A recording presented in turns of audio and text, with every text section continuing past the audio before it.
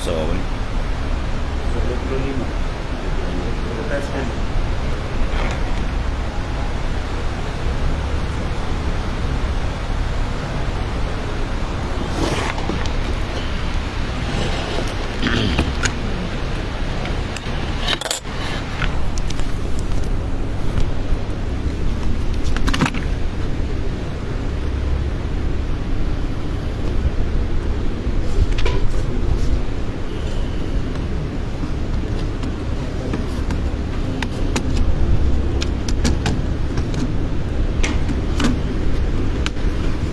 إلى حضرة النبي المصطفى رسول الله صلى الله عليه وسلم آمين الكرام وسلم شؤون الفاتحة أعوذ بالله من الشيطان الرجيم بسم الله الرحمن الرحيم إياك نعبد وإياك نستعين اهدنا الصراط المستقيم صراط الذين أنعمت عليهم غير المغضوب عليهم ولا الضالين لا حول ولا قوة.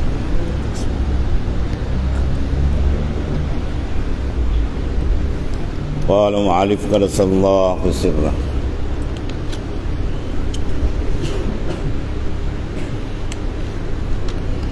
Dan ketahui olehmu bahawasanya bagi lapar itu beberapa faedah. Setengah daripadanya nipis hati hingga mendapat ia akan sedap mengerjakan ibadah. Dan setengah daripadanya cerdik hati, kerana kenyang itu menyebabkan bodoh. Dan setengah daripadanya memecahkan keinginan mengerjakan maksiat dan mengerasi atas nafsu yang sangat menyuruh dengan kejahatan. Dan setengah daripadanya ringan tubuh bagi sembahyang tahajud dan mengerjakan ibadah, dan hilang mengantuk yang menegah ia daripada ibadah. Dan setengah daripadanya memada dengan sedikit daripada harta dunia. Adapun kenyang itu maka ada padanya beberapa kebinasaan. Yang pertama, ketiadaan sedap mengerjakan ibadah. Yang kedua, menambahkan keinginan. Ketiga, ketiadaan kasih akan yang miskin, kerana apabila ia kenyang nasai mengenyang, ia akan sekalian manusia. Menyangka ia akan sekalian manusia, semuanya kenyang bersalahan lapar. Maka ia sebab bagi kasih belas akan orang yang miskin. Dan inilah setengah daripada hikmah wajib berpuasa. Dan keempat, lemah daripada mengingat akan ilmu yang memberi manfaat. Dan kelima, bahawa seorang yang sempurna iman pergi datang kepada masjid, dan orang yang banyak kenyang lagi datang ia kepada jamban. Maka jika engkau berkata sesungguhnya telah jadi kenyang adat bagiku, aku betapa aku meninggalkan dia. Maka jawab bahawa sedemikian itu mudah atas mereka yang menghendaki akan dia dengan diansur-ansur. Dan itu bahawa mengurangi engkau pada tiap-tiap hari daripada makanan engkau biasa kadar sesuap, hingga mengurangi engkau akan sepinggan di dalam sebulan. Maka tiada nyata bekas mengurangkan itu pada diri engkau, dan jadilah mensedikat itu adat engkau. Ini sambungan daripada bab yang pertama, dipanggil syarhut ta'am. Iaitulah sangat loba kepada makanan, di mana ada peringkat ibtidak, permulaan perjalanan proses ruhani untuk seseorang insan itu mendapat kebahagiaan yang sebenar dalam kehidupan dia, untuk mendapat kejayaan yang sebenar dalam kehidupan dia. Sebab kehidupan dia ada dua. Satu dipanggil hayatul jismaniyah, yang kedua hayatul ruhaniyah. Maka disebut oleh ulama, "Ilam annal insan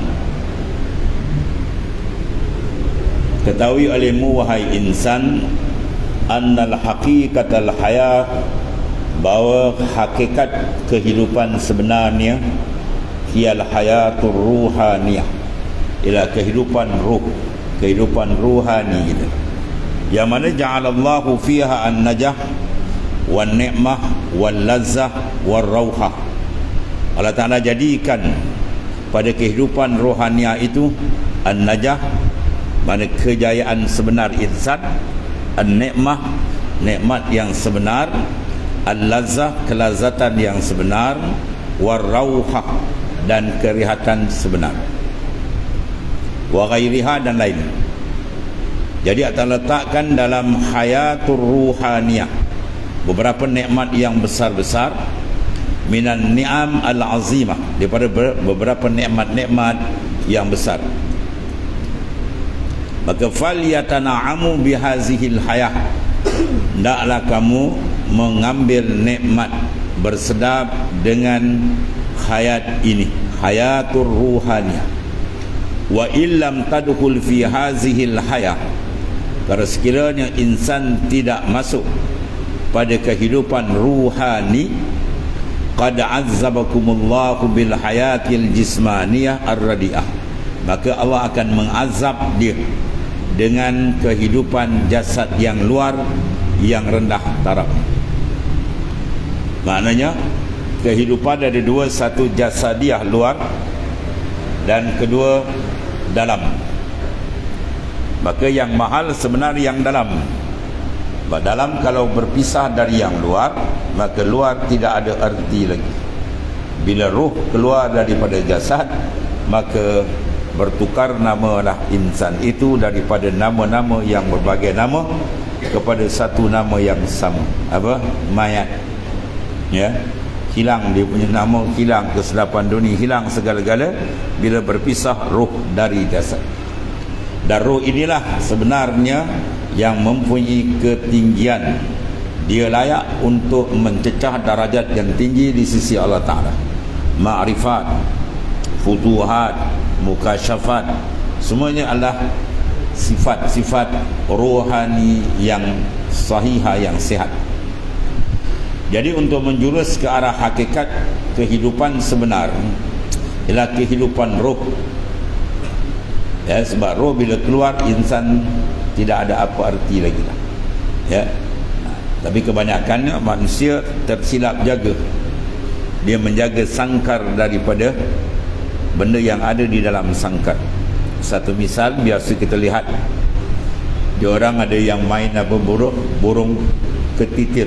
Tahu burung ketitir? Burung merbuk. Harga seekor tu sampai 100,000. Ya, 200,000 pun ada. Sangkar dia hanya bernilai 3,000. Jadi dia hari-hari dia solek sangkar, dia polish sangkar bersih berkilat. Burung tidak dibagi makan. Ya, cukup 3 hari burung tu pun habis. Ya, tongging burung tu mati. Maka ini tindakan yang tidak cerdik. Dia memelihara sangkar yang tidak ada nilaian mana, sedangkan yang mahal yang dalam. Begitulah kita, yang mahal dalam roh. Ya, ada pun jasad ni kita jaga macam-macam akhir dia masuk liang lahat dia sampai peringkat dia dimandi di kapan, kemudian disembahyangkan, kemudian akan dihantar ke lubang yang sempit, akhirnya dihancur. Itu sangkar. Yang sebenar yang mahal itulah dia. Siapa dia? Hakikatul insan, hakikat diri manusia, yang dipanggil latifatir rabbaniyah, ruhaniyah, nuraniyah. Satu latifah, benda yang latif, yang semut, bentuk nurani. Itulah hakikat insan. Ya, yang bercakap sekarang siapa dia kan? Dia. Ya, kalau dia keluar kita minta dia cakap tengah-tengah. Itulah hakikat insan. Dia yang menerima nikmat, dia yang menerima azab, dia merasa segala-gala. Kalau dia keluar kita tak ada apa. Baik, sekarang dalam proses itu untuk membersihkan roh, atau dipanggil qalbi, sir, syarab, fuad, yang berbagai-bagai nama, ya, yang diletakkan disebut dalam Quran dan hadis-hadis sahih. maka ini di antara proses ibtida', permulaan. Kitab yang kita pegang ni kitab permulaan. Penawar Hati, Minhajul Abidin, Hidayatus Salikin, itu semua peringkat permulaan. Permulaan start nak membersihkan.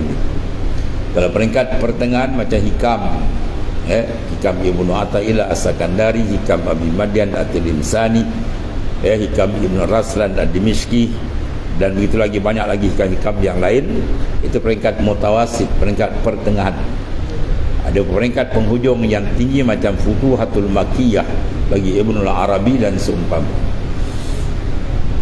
Jadi dalam proses peringkat permulaan membersihkan dia ni disebut oleh tuan pengarang kita Al-Alim Al-Allamah Syekh Abdul Qadir Al-Mandiri, ulama besar yang mengajar di Masjidil Haram dulu, dan dia merupakan guru bagi guru anak. Ya. Berdasarkan kepada nas Quran dan hadis-hadis Nabi SAW, lanjutan daripada satu anggota daripada 7 anggota yang kita kena memeliharanya. Bila ianya cantik, menandakan kalbi itu cantik.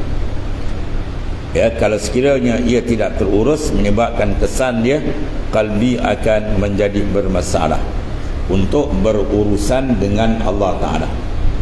Ya, kita nak berurusan dengan zat yang maha agung supaya urusan kita cantik. Sebagaimana kalau kita berurusan dengan agung ataupun orang atasan, maka kita kena jaga berurusan tu. Kalau cantik, cantik keadaan dia. Kalau tidak, bermasalah dia. Baik, di antara perkara yang disebutkan di sini, 7 anggota yang wajib kita kawal sebagai amanah Allah Subhanahu Wa Taala ialah al-batnu. Lepas sudah bincang mata, telinga, sekarang al-batn, iaitu perut. Ya, di mana ia ada memikul amanah yang akan dipersoalkan kita di akhirat. Apa yang kita bubur dalam dia, apa yang kita isi dalam perut kita, daripada benda yang Tuhan redha, makanan yang halal, maka dia mendapat pahala yang besar. Kulu minat tayyibat wa amalus salihat. Dan dalam hadis Nabi sebut kullu lahmin nabata minas sukhti fannaru aula bih. Tiap-tiap daging yang tumbuh dari rezeki yang tidak elok, maka neraka untuk dia. Wal'ayazubillah. Jadi ini adalah amanah. Dan sekarang berurusan dengan sebut di sini ialah kelebihan yang disebut dengan pengalaman-pengalaman yang diambil daripada Rasulullah SAW, para sahabat dan para aulia, para ulama. Ya, ini satu kaedah. Apabila kita mensedikitkan makanan, dia ada kelebihan besar. Iaitulah apabila kita kurangkan makan, maka rohani dia akan terang. Iza aqallur rajul at-tu'mah muli'a jawfuhu nuran. Sabda Rasulullah SAW, apabila seorang mensedikitkan akan makanan, bukan dia tidak makan, sedikit. Ya, kalau tak makan terus, itu pun dilarang. Sebab kita bukan jenis malaikat yang tidak makan. Ya, kalau kita tak makan sebab sampai menyebabkan kematian, itu satu kesalahan. Tuhan suruh tu makan, washrabu, minum, tahu nikmat Tuhan. Tapi wala tusrifu, jangan kamu melampaui batas. Jadi dalam permakanan dia ada unsur ibadah. Bila kita jaga pengambilannya, kita jaga kasat tujuannya, maka dia menjadi ibadat yang besar di sisi Allah Subhanahu Wa Taala. Dan disuruh kita permulaan dalam mencari makanan. Talabul halal wajibun ala kulli muslim. Dalam hadis yang sahih Nabi menyatakan mencari rezeki yang halal itu menjadi kewajipan. Apa makna wajib? Ma yusabu ala fi'li wa yu'aqabu ala tarki. Wajib syarak maknanya diberikan pahala yang besar bila seseorang itu melakukannya, dan disediakan azab yang dahsyat apabila seorang melakukan sebaliknya. Jadi dalam konteks permakanan banyak hukum syarak di dalamnya. Cara mencari, niat kita memakannya, ya, dan juga keadaan ahwal perkembangan permakanan yang diisi dalam wadah ataupun perut insan itu sendiri.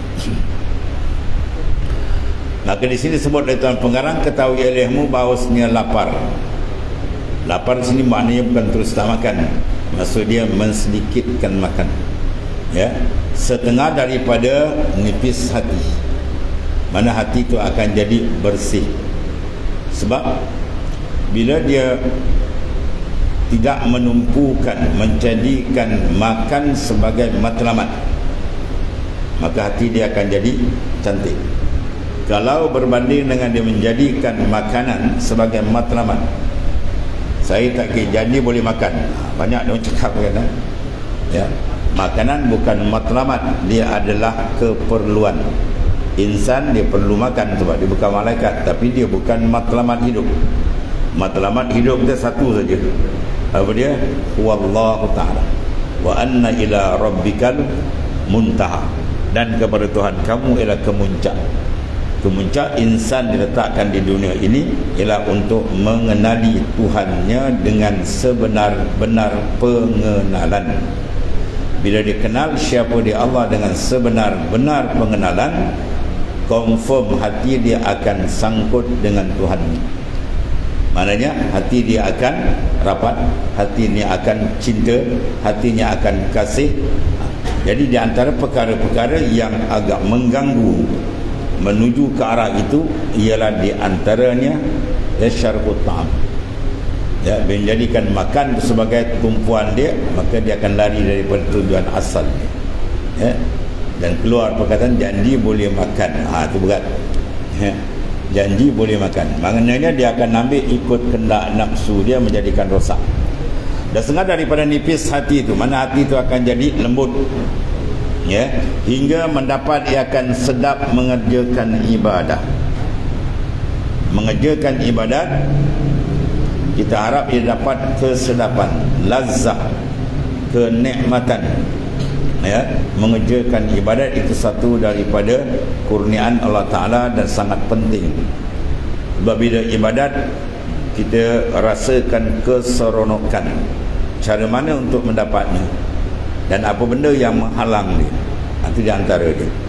Sebab kelazatan dalam mengambil benda yang penting, iaitu al-ibadah adalah benda yang sangat penting. Sebab kalau sekiranya seorang itu makan tiba-tiba tak ada kelazatan, itulah makanan dia takkan sempurna. Dan di antara kesempurnaan mendapat merasakan cita rasa lazat makanan, di antara besar dari fakta dia ialah apa? Unsur dia kenalah seorang itu sihat. Sebab makanan yang sama dimakan oleh semua orang rasa lazat, tapi dia tak makan tak lalu. Dia cek rupanya dia demam panas. Yang dia makan slow, kenapa tak lalu makan orang lain 2 pinggan 3 pinggan, rupanya dia demam panas. Begitulah makanan roh, itu makanan jasad yang akan membawa kita pergi ke tandas. Ada pemakanan roh yang membawa kita kepada makrifat akan Allah Ta'ala. Al-azkar, segala zikrullah, ya, qiraatul Quran, membaca Quran, dan segala ibadat yang lain, dia merupakan qutul arwah. Jadi kita berzikir, kita sembahyang, kita buat ibadat yang berbagai-bagai, kita rasakan lazat ataupun kita merasakan berlawan. Kalau kita buat ibadat rasa berlawan, nafsu malah kita lawan, itu makna dia kurang sihat.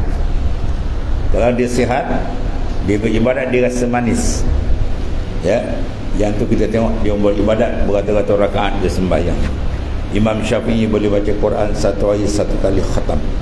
Imam kita, ya, Imam Syafi'i 1 hari sekali khatam. Bulan Ramadan 2 kali khatam. Saya pernah mengajar kuliah di satu pejabat. Bila kita sebut Imam Syafi'i boleh khatam Quran 1 hari 1 kali, terus di kalangan hadirin spontan dia tanya, "Abi, Imam Syafi'i kerja apa?" Gitu. Itulah mentaliti ni. Tersebut dia banyak ibadat dia potong dulu. Habis dia tak kerja ke tuan guru? Saya kata masa tu bomba belum ada lagi. Dia mengajar di pejabat bomba. Tunggu dia tuduh kan. Mentaliti kan.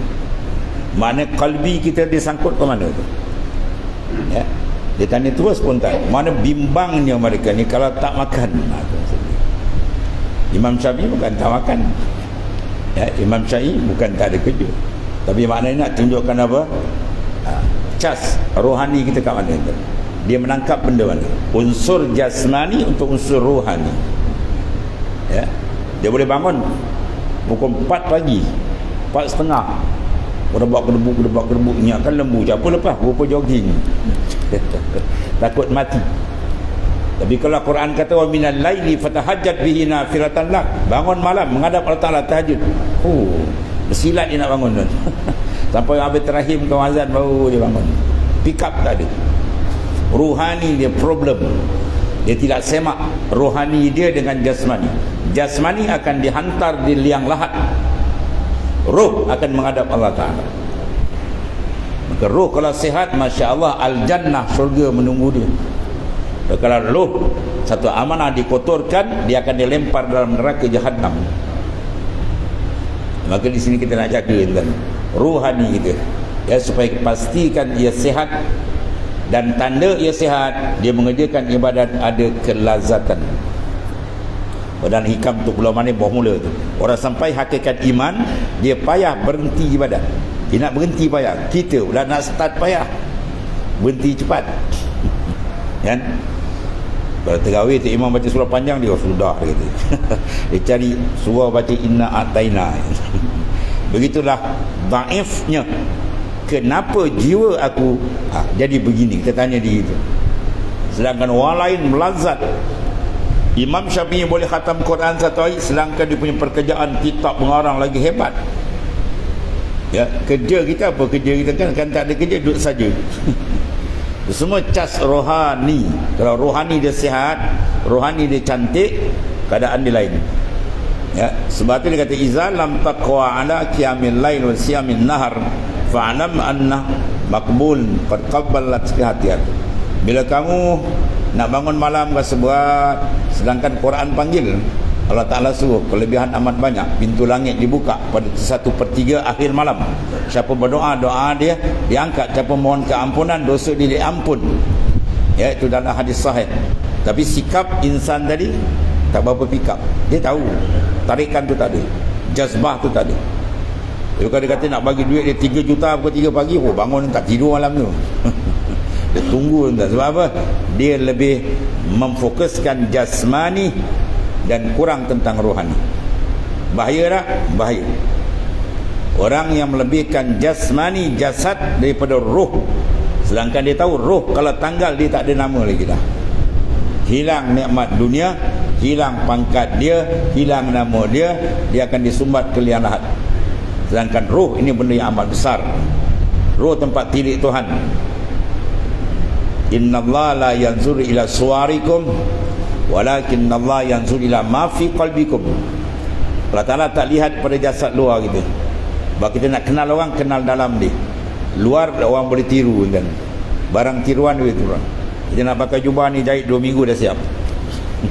Tapi qalbi dalam keadaan 2 tahun tak boleh nak proses lagi kan. Nak membetulkan kedudukan dia. Ya, qalbi yang sihat, qalbi yang dapat berlazat dengan Tuhannya. Kalbi yang tak sihat, dia berat dengan Tuhan. Dia buat ibadat tapi tak ada kelazatan. Sebab apa tak lazat? Sakit. Itu masalah. Rohani bila sakit, dia nak bawa unsur ibadah, unsur ketuhanan dengan Tuhan, dia rasa berat kan. Maka bila berat, satu kaedah diberikan oleh Syekh Daud At-Tai dalam tasniful akhir bagi Al-Ghazali radhiyallahu an, idza lam taqwa ala qiyamil lail wa siyamil nahar fa'lam annaka maqbulun qad qabbalatka hati-hati. Sedarlah bila kata kamu nak bangun malam rasa berat, nak tahu dah kelebihan, banyak dah dengar ceramah, ya, mengajar dan sebagainya, tapi tak boleh nak buat. Satu, bila nak puasa siang hari pula dia rasa apa? Nantilah minggu depan, Isnin Khamis, minggu depan sampai Ramadan balik. Ya, kita dihakalkan oleh Pok Su dengan Pok Tan. Tahu Pak Su dengan Pak Tan, nafsu dengan syaitan. nantilah kalau kerja dunia pung melangkap kita. Unsur rohani unsur dengan Tuhan, tapi dia lembab. Sebab apa ni? Kaji. Ya, pergi cek doktor, dia doktor pakar akan cek. Sekarang kita cek dengan pesanan yang telah disiap oleh Dr. Fakah. Siapa Dr. Fakah? Al-Arifina Billah, para awliya yang kenal Tuhan sebenar. Ya. Ini posisi yang lambat. Maka apa sebab? Fa'lam annaka maqbulun qad qabbalat hati-hati. Sedarlah sebenarnya kamu sedang ditambat. Orang bertambat dia boleh berjalan tidak? Tidak. Kaki ditambat, tangan nampak tersuruh jalan dia. Dia kata kau betul-betul kau tambat kaki suruh jalan. Dia kena buka. Mana ikatan ruhani ila al-ma'asi. Bila maksiat dia satu maksiat kita buat nuqtatus sauda. Pum. Dalam kalbi dia sebinti hitam. Tengok pula benda maksiat, pum, hitam lagi. Dengar pula benda maksiat, pum, hitam lagi. Bercakap pula benda maksiat, pum, hitam lagi. Artinya run. Hati dia tadi jadi karat. Yang asalnya hati cermin dia cantik ketika alam zar, ya alam roh, ketika Tuhan kitab alastu bi rabbikum qalu bala, tidakkah aku ni Tuhan kamu? Semua roh jawab. Roh yang beriman sekarang, roh orang kafir, semua jawab sama, bala bahkan. Maaf, sebab dia mengenal Tuhan dengan sebenar kenal di waktu itu. Birruh, sebab unsur jasad tak ada ketika itu. Di situ jasad tak ada, makan tak ada, minum apa semua tak ada kan. Ya, maka ketika itu dia kenal dengan sebenar kenal. Bila Tuhan pasangkan roh sekarang ni dengan sangkat jasad yang ada ni dengan berbagai saiz, berbagai rupa, berbagai warna ada, ya, maka Allah Taala uji kita dengan dunia, dengan syaitan, dengan nafsu dan sebagainya. Akhirnya tinggal sikit yang mengenali Tuhan. Wa qalilum min ibadiyas syakur. Yang tinggal ke Tuhan dah sikit, yang baik dah banyak kufur ke Tuhan. Arti hikmat adalah antar balik utusan dia, rasul demi rasul, sampailah kepada Nabi besar kita Muhammad sallallahu alaihi wasallam. Tujuannya apa? Nak membersihkan qalbi, hakikatul insan. Sebab qalbi bila dia settle, dia bersih, semua jadi baik itu. Sebab kita pun kalau nak tarik orang, kita apa? Kena pandai tarik hati, ambil hati. Entah dengan dia kena pandai ambil hati tu. Kalau dapat ambil hati dia okey. Dia tak kata pergi ambil tangan dia. Ambil kaki dia tak ada. Qalbi, itulah hakikat insan. Bila dia selesai, yang lain selesai. Bila dia kenal Allah Ta'ala, maka gaya hidup insan akan bercorak gaya hidup ahli ma'rifah. Tapi kalau dia tak kenal Tuhan dia, maka dia hidup secara sebaliknya. Oleh kerana itu, di antara perkara yang menjadi asas basic untuk kawalan awal kepada qalbi ialah 7 anggota. 7 anggota kita kawal, jangan dia terpercik dengan kekotoran ataupun najis-najis yang mengotorkan cermin qalbi kita. Maka kalau terkotor, cepat kita bersihkan. Batu sampai Allah Ta'ala letak innallaha yuhibbut tawwabin. Allah Ta'ala kasih kepada orang yang suka membersihkan hati dengan satu sifat dia panggil taubah. Taubat, istighfar. Maka orang ni sangat dikasihi oleh Allah Ta'ala. Sebab orang yang bertaubat dan istighfar mana orang yang menjaga kedudukan dia dengan Allah Subhanahu Wa Ta'ala, supaya amanah qalbi tadi tidak dikotorkan. Sebagaimana dia datang cantik, maka Arab-Arab dia balik pun cantik. Kalau dia datang cantik, balik sebaliknya, maka Allah Ta'ala dia warning kita dalam Quran. Innahu may ya'ti rabba mujriman fali'annahu jahannam la yamutu fiha wa la yahya. Barang siapa yang balik menghadap Allah Ta'ala dalam keadaan kotor. Kotor ni apa? Kotor dalam maksiat, mungkar dan sebagainya. Maka disediakan tempat yang tidak elok, iaitu neraka jahannam wal a'yazabillah. Sebab tu al-islamu nazif. Fatanazzafu fa innahu la yadkhulul jannah illa nazif. Islam adalah agama yang bersih. Maka hendaklah kamu melakukan pembersihan, sebab tidak dibenar ke syurga melainkan orang yang bersih. Maka sekurang-kurang pembersihan diletakkan 3 perkara. Pertama, akidah. Maka di situ ada khas ilmu, tajuk dia ilmu tauhid atau ilmu usuluddin atau ilmu fiqhul akbar nama dia, untuk membersihkan. Yang kedua, amalan. Maka di situ ada satu khas ilmu dipanggil ilmu fiqh, ilmu fiqh. Sama ada fiqh, kaedah fiqh, ya, usul fiqh dan sebagainya, untuk menyelaraskan pembersihan dalam kita betul perjalanan dengan Rasulullah SAW. Dan yang lebih besar lagi dipanggil tauhidul khas, iaitu ilmu tasawuf, membincang tempat ukuran Allah Ta'ala. Allah Ta'ala ukur kita, dia terima atau tidak, dia tengok di kalbi. Wujudul ikhlas, wujudul muraqabah, dia duduk dalam maqamul unsi atau maqamul bu'di, itu semua urusan kalbi dalam. Jadi memproses perkembangan rohani dalam tempat tilik Tuhan, ini kerja yang amat besar. Ilmu sir, ilmu qalbi, atau ilmu dia panggil ihsanuddin, adalah ilmu yang sangat besar sebab dia membawa terus kontak antara insan dengan Tuhannya. Ya, diterima atau tidak dia akan tengok di situ. Jadi oleh kerana nak membersihkan dalam tadi, maka 7 anggota yang menjadi dia punya keliling dia. Kalau dia bersih cantik, kita kawal, hati dia akan cantik. Ya. Sebab tu bila kita rasa ibadat kan, kita ibadat kita rasa berat, macam tadi lah. Dia ada silap. Mungkin silap mata atau silap telinga dan sebagainya, atau makanan, ya. Sebab tu satu hadis yang sahih daripada Nabi sallallahu alaihi wasallam, satu ketika seorang tu datang. Ya, Nabi ni orang yang paling sayang kepada umat. Sehingga ada satu doa yang hebat, semua telah diambil oleh nabi-nabi lain. Rasulullah tak ambil. Rasulullah simpan. Aku simpankan untuk umatku besok di akhirat. Ya, nak cover kita tuan-tuan, punya sayangnya Rasulullah kepada umatnya. Jadi Nabi bila datang seorang kepada dia dalam keadaan ash'as aghbar. Ash'as maknanya apa? Dia punya rambut ni merebang dan jadi menandakan di jalan tu jauh. Kemudian akbar, badan dia berdebu. Jadi kalau kita tengok kesian orang ni, ya, Nabi lebih kesian daripada itu lagi. Tapi oleh kerana jangan dia langgar perintah Tuhan, dia berdoa, kemudian mat'amuhu haramun wa mashrabuhu haramun, ya, wa malbasuhu haram wa udiya bir haram fa'ainama yustajab, fa'ainama yustajab. Makanan dia tak bersih, mana haram. Minuman, pakaian dia begitu warnanya, maka di manakah doanya akan diangkat. Bermakna kontak rohani kita dengan Ta'ala bergantung kontak zahir. Itu al-ma'kul, benda yang dimasuk ke dalam mulut untuk terjun ke dalam ma'idah. Kalau benda tu baik, maka dia akan baik. Makanan yang kita masukkan ke dalam perut sama seperti benih yang kita semai. Kalau benih yang kita semai itu benih yang mahal harga dia, Masya Allah, sedap mata kita memandang, menguntut hasil ni. Saya ada seorang sahabat kan, dia tanam pokok lada kan ni. Kalau tengok dia punya lada, kalah Cina punya kan. Panjang-panjang sampai pokok tu bertongkat, tapi benih dia sikit je, dia beli 100 lebih. Kita betul peranjat.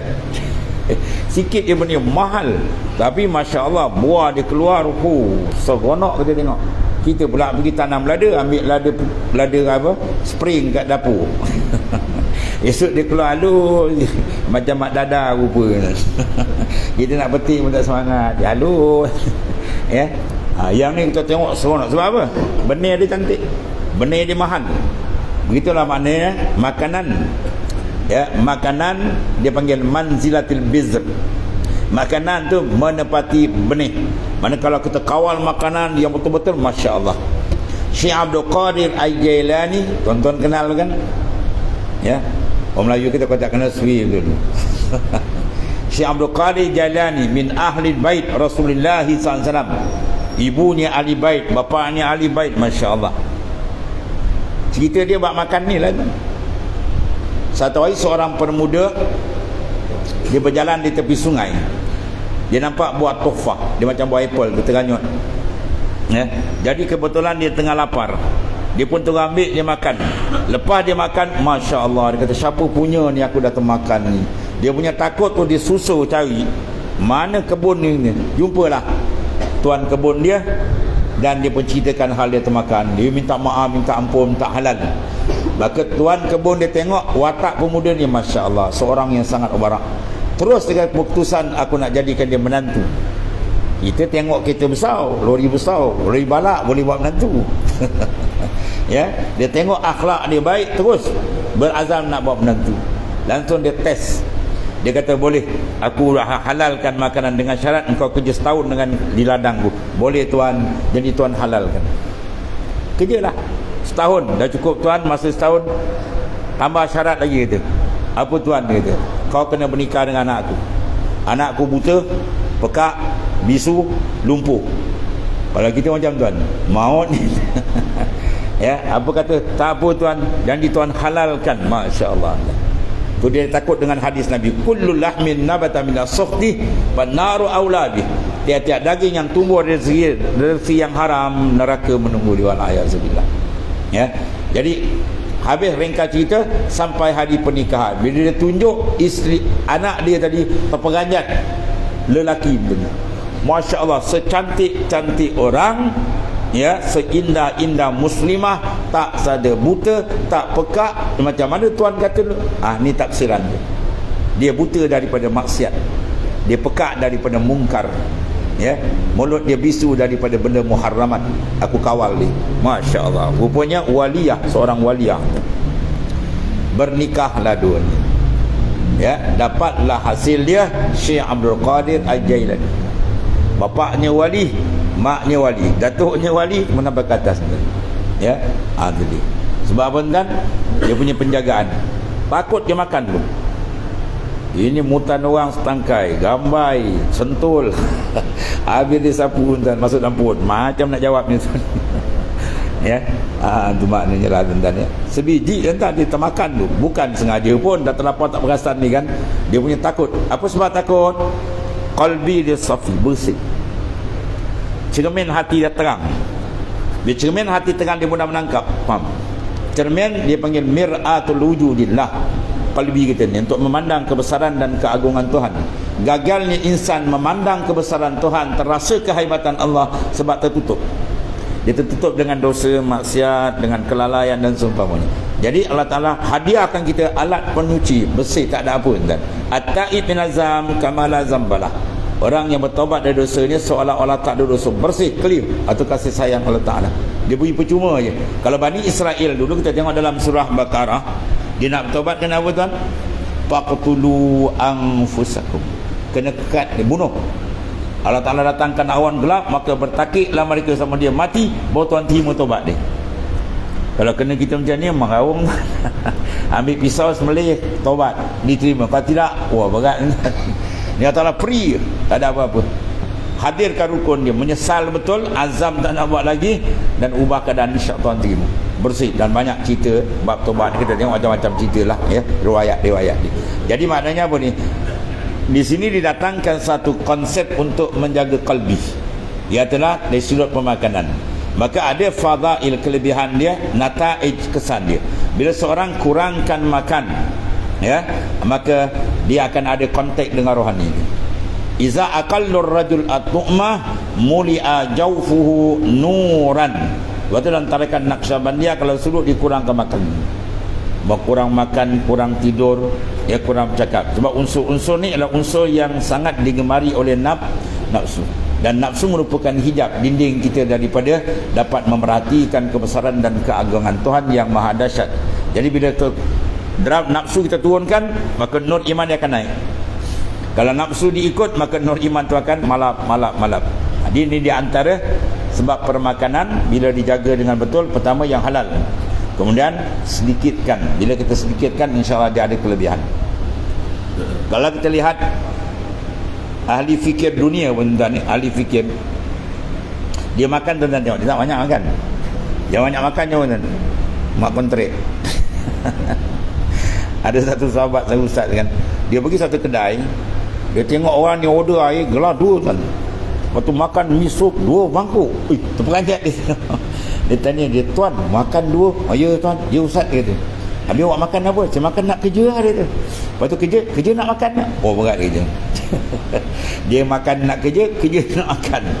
Itu sama dengan dalam kandang kan. Wala'iyahzubillah. Kita orang beriman, semua gerak geri kita, ujung dia nokta kena ada. Kita buat karangan dia nokta, kalau tidak markah tak ada. Nokta dia apa ujung? Li'ibadatillah. Kita bekerja apa ujung? Untuk beribadah kepada Ta'ala. Kita makan minum ujung untuk ibadah kepada Ta'ala. Kita tidur pun kita niat untuk sihat-sihat untuk ibadah kepada Ta'ala. Ya, barulah semua itu dah dinilai. Makan kita ada markah, tidur kita pun ada markah, gerak jalan. Sebab ni kalbi sihat. Tapi kalbi bila tak sihat, dia terlupa benda ni. Dia terlupa benda ni akan dipakai gasak. Itu maksudnya. Jadi maknanya di sini didatangkan, ya, maknanya pengalaman daripada arif billah, bahawasanya penjagaan kita kepada pemakanan adalah penting, ya. Bukan sekadar kita ikut luar dia saja makanan yang seimbang, tetapi dipanggil makanan yang sebenarnya adalah kebersihan dari segi syar'i, ya, dan qasad dia dalam mengambil nikmat pemakanan supaya nikmat tu tersalur lebih tinggi. Dia makan tu akan menyebabkan rohani dia lagi terang, ya, iman dia lagi mantap. Dia makan dalam membina iman. Dia makan dipastikan halal, bermakna dia beriman dengan janjian Allah bakal makan ta'ala tempat dia lain, ya. Jadi dia makan, dia niat ibadat, bermakna dia yakin dengan Allah dan Rasul untuk dia membina amal salih. Itu di antara konteks permakanan dengan kita, konteks qalbi kita yang merupakan perkara yang amat besar. Dan satu lagi ketahui yang lima, bahawasanya sedikitkan makan itu 3 pangkat. Pertama, as-siddiqin, iaitu menyimpankan kadar memeliharakan badan daripada binasa. Jangan sampai tak makan ditombang, dia haram pula, ya. Dan itulah kadar yang ditakuti, dengan sebab kurang daripadanya akan binasa akal ataupun menyebabkan mati, atau tak dibenar. Dia makan sekadar. Lukaimatun yukimna sulbah, beberapa suap yang mendirikan. Sebab tu kalau doktor pun dia tak bagi kita makan sebarang. Banyak orang takut maidah kita rosak, ya. Makan pun dia makan yang berkhasiat, ya, tidak terlampau banyak, kan. Dan dia nak buat satu operate pun dia suruh kita puasa, kan, ya. Itu mana unsur-unsur tu semua nampak. Mana dalam mensedikitkan makan ada kelebihan besar di sini, ya. Al-mu'min ya'kulu bi ma'in wahid wal kafir ya'kulu bi sab'ati am'a'in hasba bena adam lukaimatun nikimna sulbah wa in kana wala budda fasulusul ta'am wa rusulil nafas wa rusulil Orang mukmin dimakan 1 perut, orang kafir makan 7 perut. Itu hadis sahih Bukhari Muslim. Kalau kita tengok memang nyata.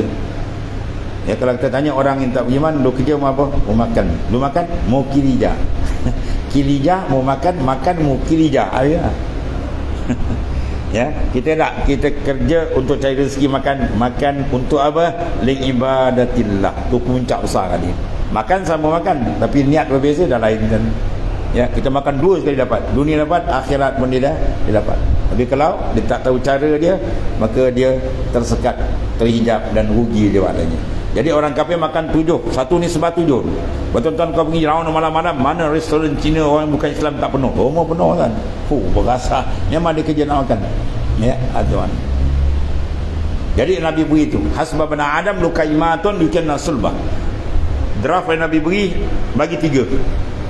Perut kita ni bagi 3. Sulus li ta'am, wa sulus li syarab, wa sulus li nafas. 1/3 makanan, 1/3 peminuman, 1/3 pernapasan. Dia kalau makan tak kenakan, sampai nak bangun tau dia jadi JCB.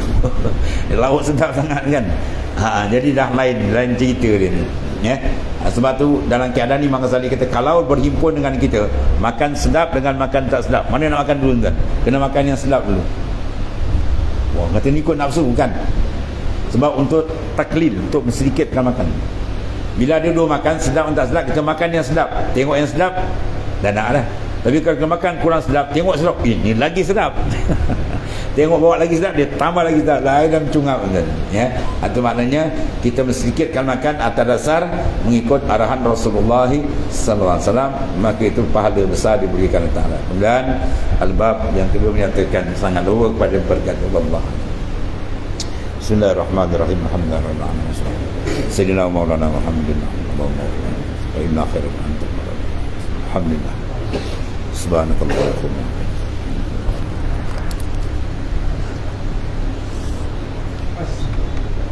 Bismillah.